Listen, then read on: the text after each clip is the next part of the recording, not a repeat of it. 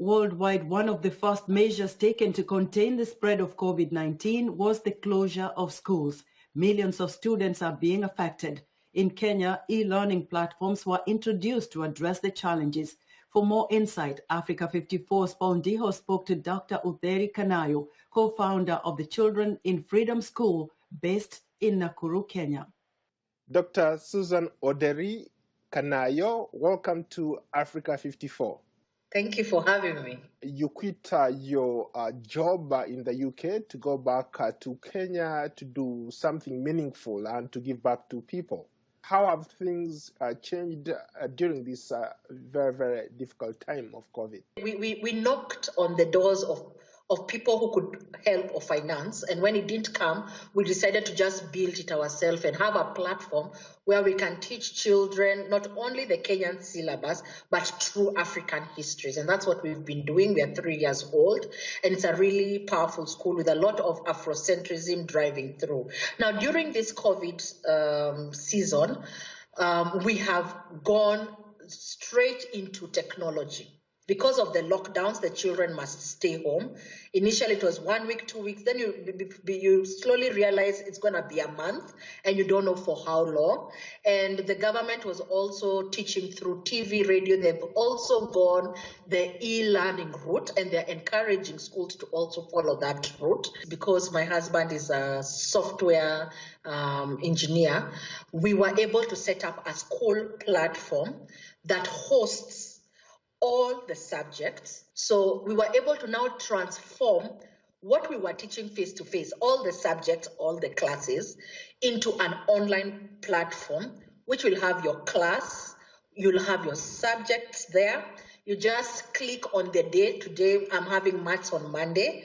Maths on Monday will be ready. So the teachers are coming in and they're looking at the syllabuses, at the topics that I need to teach right now, and they are recording and packaging it in a way the child will understand. How many people are enrolled into that program? Our students are all enrolled. We are 150. So they are all on board doing the program with us. How long did it take you to set up an infrastructure like that? Maybe 2 weeks. What we did first is we piloted it in April, long before other schools. So I think the international schools were already doing it, and we were able to sort of benchmark. By the time we were now opening for term 2 in May, in early May, it was just a matter of just moving forward. How about in circumstances or situations where the parents are not technologically savvy, the kids themselves are not technologically savvy, and you have issues of the internet? There are a lot of people who are less privileged, who don't have access to internet. Internet is still expensive for most people. What do you do? That is a good question, and that has been a reality for some families. I think schools like ours and others need to offer an option. Schools should encourage all sorts of learning depending on the circumstances of the family. What lessons, if any, have you learned during this period? And going forward, what is it that you can do to leverage on the existing technology that you already have to make things better? Okay, if there's anything we've learned from COVID-19 is we must be prepared at all times. The one tool that helps you to be ready is technology.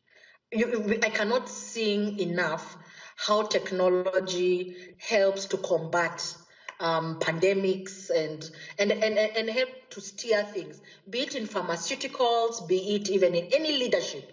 Technology has been key. Even the president addresses all Kenyans through technology. The minister does like that. So number one, lesson learned, be ready for any disaster, be ready for any trouble. Always think ahead. And that will cushion Kenyan children, because it is our responsibilities as the educators, the parents, to be ready. What keeps you going? What motivates you? The passion that I have for African children. I wish I could draw it or equate it, or you could see my heart. I'm so angry that Africans are seen at the bottom. For what? What can you not do, Paul, that someone else is able to do? That anger that no one should ever bring an African down, no one should look down on us.